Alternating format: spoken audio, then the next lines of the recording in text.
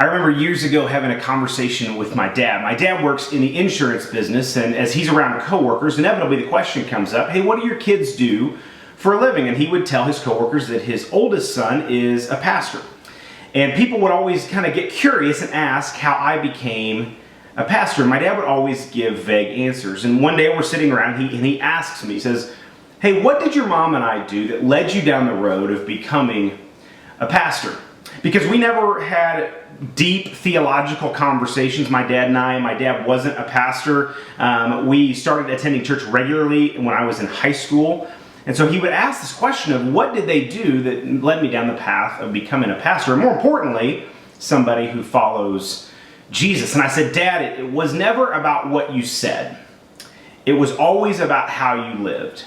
It was about how you loved my mom. And my parents have been married for 35 years. I don't know two people that are still more in love than my mom and dad. It was how you consistently loved my brother and I. It wasn't that we were never in trouble. It was not that you were never mad at us, but it was that we always knew, even in the midst of frustrating times, you still loved us. And what I was speaking to my dad is the verse in Proverbs that says, train up a child in the way that they should go, and when they are older, they will not depart from it.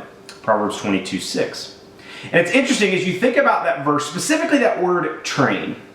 You see, if you were to go to a gym and seek a personal trainer that looked like me, you probably wouldn't stick around very long.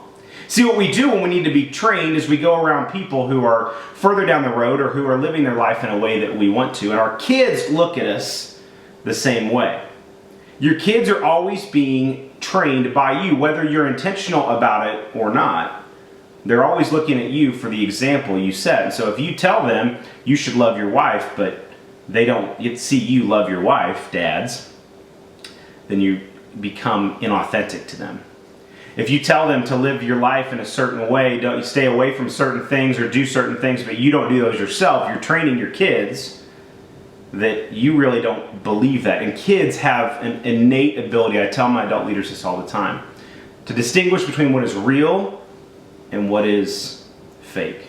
And as we've been in this series, Togetherness, my hope is that you have been challenged to train up your child, to get in with them, to love your wife, to set the example for your kids. Because if you set the right example, you will do the most important thing you can ever do as a parent, and that is introduce them to Jesus.